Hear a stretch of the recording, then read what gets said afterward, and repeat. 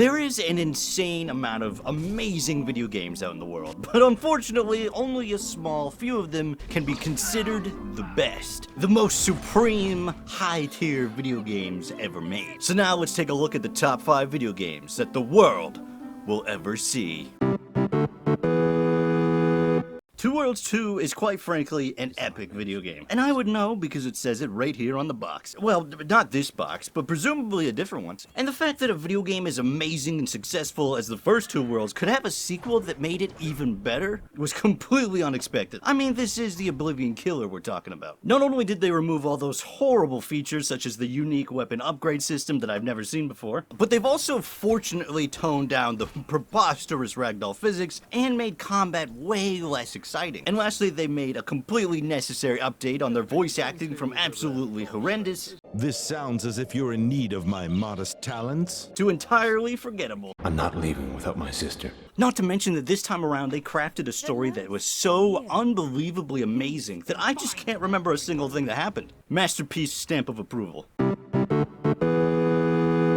Have you ever asked yourself, what is the superior Bethesda video game? Well, if you thought it was the game Fallout 76, I'm sorry, but you would be wrong. Because there is in fact a game that is far superior to that one. A game so unbelievably good that nobody purchased it for fear of becoming unbelievably addicted. And that game would be Elder Scrolls Battlespire. The design decisions on this game were honestly inspired. Rather than having all the boring stuff you expect from Daggerfall, like towns and friendly NPCs and exploration and fun, instead they focused on everybody's favorite feature, boring, drab dungeons. It just perfectly captures the small, unambitious, linear gameplay that fanboys love from Bethesda. But if that's not enough to convince you that this game deserves a spot on this list, just listen to this dialogue.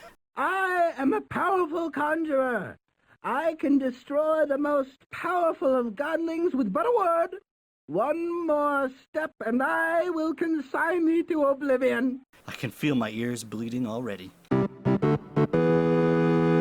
Cyberpunk 2077 is a video game that I have never played. And while that may sound like a bad thing, like I don't like it or whatever, the truth is I haven't played this game because I know that it's just so unbelievably good that if I purchased it and I played it right now, I would just have to blow my brains out from all the fun that I had. I mean, just look at this guy in the video game jumping off a building to his own death. I bet that's how the developers felt when they made this beautiful product.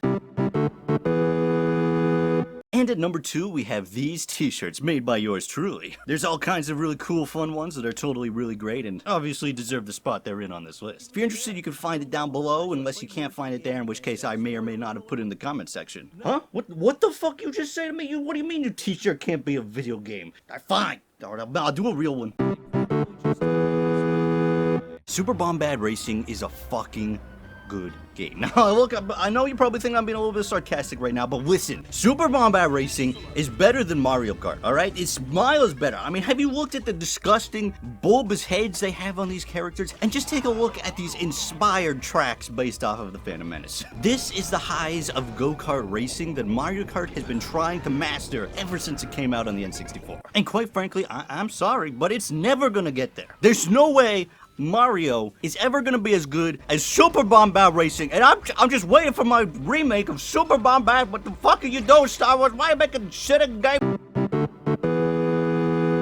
Romance of the Three Kingdoms is quite frankly an amazing series of strategy video games. You can play as whoever you want from the Three Kingdoms period. You can go around and have a kingdom. Sometimes you just have to be a ruler, but sometimes you can just be some guy living out your life trying to get married to your favorite historical waifu. And since, as we well know, video games only get better with each new iteration, that means that the 14th entry into the Romance of the Three Kingdoms series has to be the best. And you know right away going into this game how good it's gonna be. Because right off the bat they portray Liu Bei in the tutorial as some stereotypical moronic millennial, too absorbed with his cell phones and his TikTok videos. But then once you actually get into the game, you realize that thank god, they got rid of all the things that make the Romance of the Three Kingdoms series interesting and unique. Diplomacy, building relationships, other stuff, they're gone. Instead, they opt to focus entirely on the really exciting combat where you do basically nothing at all, and victories exclusively depends on who has more soldiers. It's very obvious that this entire game was just a knee-jerk reaction to the success of the Total War Three Kingdoms game, and man, did they do a great job. I'll be honest, I was replaying this game to get some footage for this video, and it's actually gotten a lot better since release. I mean, it's still terrible. It's still a horrible game, but it's not as bad. Well, there you have it, the best games that's ever been made. If you have a game that you think is possibly the best one, let me know down in the comments. I mean, obviously, it's not, because this is all just an objective list. It's based entirely on only facts, but I'd still love to hear your opinion down below. I'll see you guys in the next video. Goodbye. Oh, those t-shirts, they're real. That wasn't the joke. I actually made those.